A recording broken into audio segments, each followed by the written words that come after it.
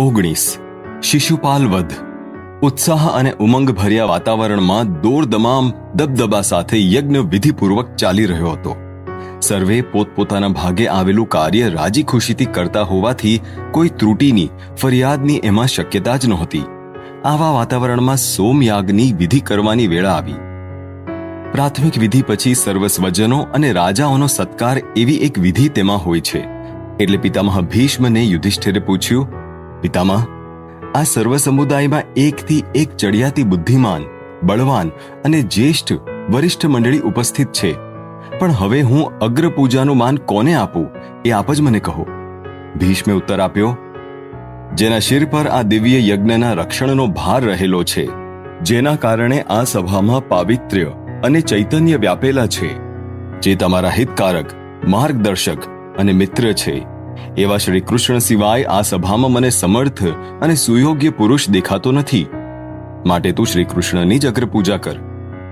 યુધિષ્ઠિરની આજ્ઞાથી સહદેવે મંત્રપૂર્વક યથાવિધિ અગ્રપૂજા કરી શ્રી કૃષ્ણનો સત્કાર કર્યો, જેને શ્રી કૃષ્ણે નમ્રતાથી, વિનયપૂર્વક સાદર સ્વીકાર્યો.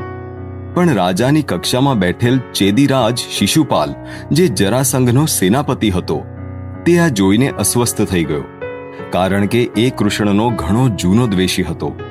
તીખા તીણા સ્વરે ગર્જના કરતા એણે કૃષ્ણની અગ્રપૂજાનો વિરોધ કર્યો. આ કૃષ્ણ કઈ રાજા નથી, છત્ર ચામરનું એને સન્માન નથી, એ આચાર્ય નથી, એ જ્યેષ્ઠ નથી. આમ છતાં બધાને ટાળી તું એ મામૂલી માનવીનું આટલું મોટું સન્માન કરે છે, એ આશ્ચર્યજનક છે. તું સર્વ રાજાઓનું અપમાન કરી રહ્યો છે. આ રીતે શિશુપાલે અતિશય હીન અને અસભ્ય પ્રકારે શ્રી કૃષ્ણની નિંદા કરી. સભા ત્યાગી જવા નીકળ્યો ત્યારે ભીષ્મે શિશુપાલની જન્મકથા કહી. ભીમ, આ દુષ્ટ શિશુપાલ પર શસ્ત્ર ઉગામવાનો કોઈ ઉપયોગ નથી. ખરેખર તો એની માતા કૃષ્ણના યાદવ કુળની જ છે, પ્રત્યક્ષ વસુદેવની બહેન છે, પરંતુ આ કુલાંગાર વિના કારણ યાદવોનો દ્વેષ કરી બેઠો છે. એ જ્યારે જન્મ્યો ત્યારે તેને 4 હાથ અને 3 આંખ હતી. એનું આવું વિકૃત, વિકરાળ રૂપ જોઈને એના માતા પિતાને એવો ભય લાગ્યો કે એનો ત્યાગ કરવાનો વિચાર કર્યો. પણ જ્યારે આકાશવાણી થઈ કે હે ચેદીરાજ, આ પુત્ર અતિ બળવાન અને મહાપરાક્રમી વીર થશે, એનો ત્યાગ કરીશ નહીં. જેના ખોળામાં એના વધારાના 2 હાથ અને 3જી આંખ નષ્ટ થશે, તેના હાથે તેનો વધ થશે. એ રાજા રાણીએ એનું વિકૃત રૂપ એમ જ સંભાળ્યું અને મુલાકાતે આવનાર પ્રત્યેકના ખોળામાં એની માં એને મૂકતી. એકવાર કૃષ્ણ બલરામ પોતાની ફઈને મળવા ગયા, ત્યારે કૃષ્ણે પોતાના ફઈના એ દીકરાને ગોદમાં લીધો. એ જ ક્ષણે એના બંને હાથ અને 3જી આંખ નષ્ટ થઈ ગઈ. એ જોઈને કૃષ્ણની ફઈને આનંદ તો થયો, પણ એનું મરણ કૃષ્ણને હાથે થશે એક ખ્યાલ પણ આવ્યો. એટલે એણે કૃષ્ણ પાસે તેનો વધ ન કરવાનું વચન માંગ્યું. ફૈબાને સાંત્વન આપતા કૃષ્ણે શિશુપાલના 100 અપરાધ ગળી જવાનું વચન આપ્યું. તો પણ આ દુષ્ટ કૃષ્ણના સતત અનેક અપરાધ કરતો આવ્યો છે.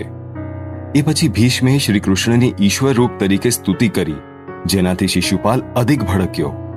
આ બધી ગડબડ, ગડમથલ સ્વસ્થાને શાંતિથી આરૂઢ થયેલ શ્રી કૃષ્ણ નિહાળી રહ્યા હતા. તે અંતે ઉઠ્યા અને શિશુપાલની કડક શબ્દોમાં એની ભૂલો પ્રતિ આંખ ઉગાડી અને સંયમ જાળવવાની સલાહ આપી.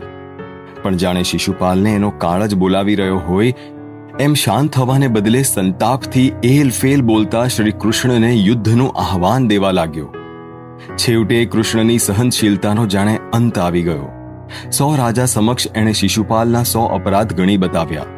પોતાની જમણી આંગળી તર્જની ઊંચી કરી પોતાના ચક્રનું સ્મરણ કરતા તે પ્રગટ થયું.